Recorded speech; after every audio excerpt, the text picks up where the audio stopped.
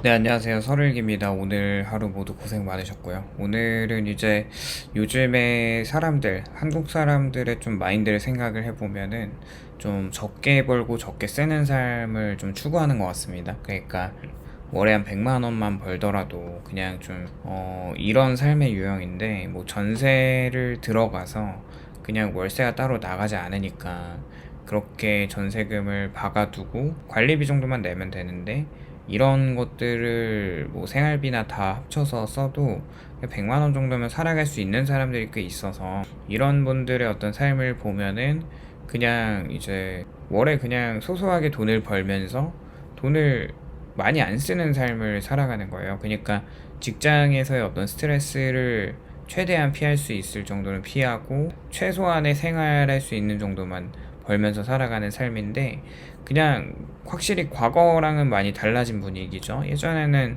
그냥 벌면 더 많이 벌고 더 좋은 집에 살고 더 좋은 자리를 타고 더 뭔가 높은 자리로 계속 올라가는 것이 이런 성공의 상징인데, 열심히 일을 해서 뭐 승진도 하고 야근을 다 견뎌내고 연봉을 올리면서 집을 사고 평수를 늘리고 자녀를 키우고 노후를 준비하는 것이 일반적인 뭔가 인생 경로잖아요. 그런데 이제 이런 삶을 당연하게 받아들이는 사람들이 이제 많아졌다는 것이고, 오히려 그렇게까지 아등바등 살 필요가 있나라고 하는 생각입니다. 결국 많이 벌어도 결국 더 많이 쓰게 되는 것 아닌가라는 생각과, 차라리 그냥 적게 벌면서 적게 쓰면서 마음 편하게 사는 게 낫다는 생각이 좀 점점 넓어지고 있는 거죠. 개인적으로 생각을 해보면은 이런 삶에 대해서는 완전히 틀렸다고 생각하진 않습니다. 사실 어느 정도 이제 여건이 된다면 사실 저도 그렇게 살아가고 싶거든요. 지금 사회에서 많이 벌기 위해 감당해야 하는 대가가 너무 커졌는데, 좋은 직장에 들어가려면은 긴 경쟁을 버티고 들어가서도 높은 업무 강도나 인간관계에 대한 스트레스를 견뎌야 됩니다. 근데 이런 관계 스트레스가 극심하게 오는 사람들에게는 이게 매우 힘든 것이고요. 회사에 들어가면 어느 직장이든 계속 성과를 요구하고 여기에 대해서 기대치에 좀 상응하는 나의 어떤 결과가 나오지 않으면 언제든지 밀려날 수 있는 것이고요. 월급이 생각만큼 빠르게 안 오르잖아요. 또 물가나 집값은 지속적으로 사람들을 압박하는데, 아무리 이래도 내 삶이 크게 나아지지 않고, 그렇게 보면 이런 삶을 한 30년간 더 죽을 때까지 살아도 뭔가 삶이 바뀌지 않을 거라는 생각은 참 희망이 없는 거죠. 그렇게 보면 이 일을 하면서 자아 실현하는 사람들이 굉장히 좀 축복받았다고 생각하는데, 대부분은 뭔가 전문직이나 어떤 대기업이나 뭐 내가 이런 그 일하는 어떤 명함을 내밀어서 좀 자존감이 상승하는 그런 직종을 가진 사람들이 많지 않다면, 대부분의 사람들은 사실 일을 하면서 그 시간을 그냥 견디고 어떻게 보면 그 시간을 굉장히 힘들게 보내는데, 그렇다면은 좀 내가 이렇게 스트레스를 받을 바에는 더 벌려고 고통받기보다는 덜 쓰고 덜 욕심내는 삶을 선택하는 거죠. 그렇게 이제 소비주의에 지친 사람들에게 보면 적게 벌고 적게 쓰는 삶을 일종의 해방처럼 느껴질 수는 있습니다. 사실 지금 2030 세대가 어떻게 보면 좀 풍요 속에 살아왔던 어떤 유년 시절을 보내왔잖아요. 그래서 이제 원하는 것들을 다 했고, 부모님들이 조금 모든 지원들을 많이 해줬어요. 학원을 보내주고, 뭐 이제 풍족하게 밥 세끼 굶지 않고 학교도 잘 다니고 사고 싶은 것도 다 사주는 그런 삶을 살았는데, 물론 이제 여기서도 그렇지 않은 사람들이 있겠죠. 미국 어느 세대든 빈부격차가 존재하니까, 그래도 어느 정도 조금 그런 말이 있잖아요. 좀 지금의 서민들이 과거에 어떤 왕이 누렸던 그런 생활보다 더 많은 것들을 누리고 산다고 하면은, 생각보다 지금의 2030 세대나 뭐 40대 분들까지 보면 그냥 풍요롭게 잘 살아온 건 맞죠.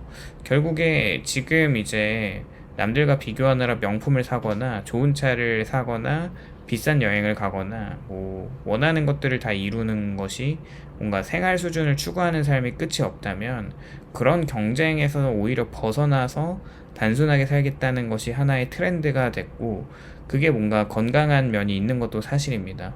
결국 불필요한 소비를 줄이면서 남의 시선을 덜 의식하고 자신의 삶에 필요한 만큼만 벌고 쓰겠다는 생각은 분명히 의미가 있는 거니까요. 그렇게 보면 모든 사람이 부자가 될 수는 없는 거고, 모든 사람이 자산가를 목표로 살아야 하는 것도 아니죠.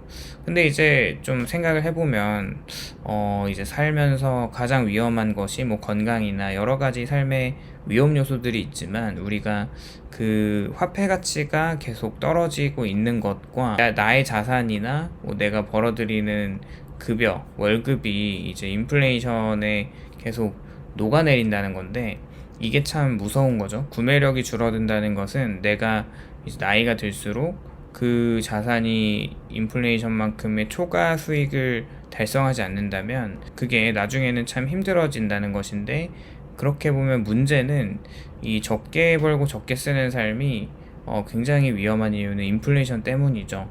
지금은 뭐 100만 원으로 살 수 있는 것과 10년 뒤에 100만 원으로 살 수 있는 것은 다른데, 돈의 가치가 이제 시간이 지나면서 줄어들 수밖에 없는 것이고, 식비나 교통비나 통신비나 보험료나 뭐 관리비나 의료비는 꾸준히 올라서 자신의 생활 수준이 낮췄다고 생각해도 기본 생존 비용 자체가 올라가면 더 줄일 게 없어지잖아요.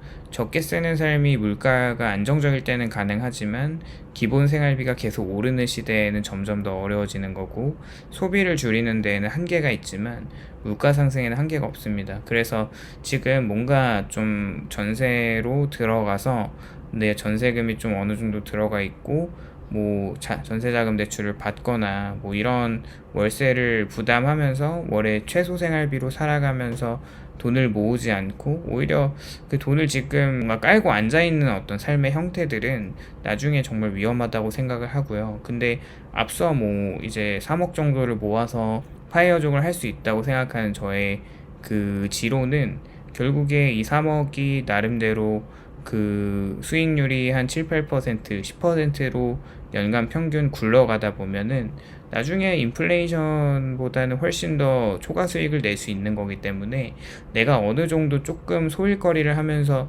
생활비만 좀 버틸 수 있다면, 모아서 쓸 수 있다면 괜찮은 어떤 그런 상황인 건데, 그 정도가 모이지 않는 사람들이 적게 벌고 적게 쓰는 이런 삶의 패턴을 좀, 그런 삶의 유형을 추구하는 것은 좀 위험하다는 거죠. 그렇게 보면 이제 평소에는 적게 벌고 적게 쓰면서 큰 문제 없이 살 수는 있는데, 월세를 내고 간단하게 먹고 취미도 돈이 안 드는 것으로 즐길 수 있는 거고, 여행도 안 가고 뭐 물건도 안 사고 소비를 안 하면 생활은 가능합니다. 하지만 문제는 예상치 못한 사건인데요. 아프거나 가족에게 일이 생기거나 뭔가 이사를 해야 하거나 뭔가 큰 목돈이 들어갈 어떤 상황들이 생길 때가 있는데, 그때는 소비를 줄여서 버티던 사람은 위기가 오면 이제 줄일 것이 더 이상 없기 때문에 여유 소득이 없으면 위기는 곧바로 빚을 져야 되는 그런 결과로 연결이 되고, 결국에 이런 것들을 보면은 노후가 거의 불가능해지는 것인데,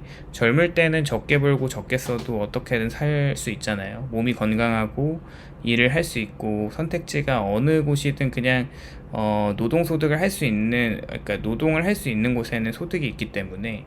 그렇지만 나이가 들면 이야기가 달라지는데, 40대만 돼도 회사에서는 써주지 않고 이력서를 내도 그 정말 면접 기회조차 오지 않는 그런 현실들을 보면, 이제 만약에 그 40대도 어영부영 보내다가 50대 이후에는 체력이 없어지고 결국에 의료비가 늘어나면서 안정적인 소득을 만들기가 점점 어려워지기 때문에, 지금 젊을 때 소득을 계속 늘려서 자산을 만드는 것이 앞으로 살아가는 데에 그 리스크를 줄이는 키포인트라고 생각을 하거든요.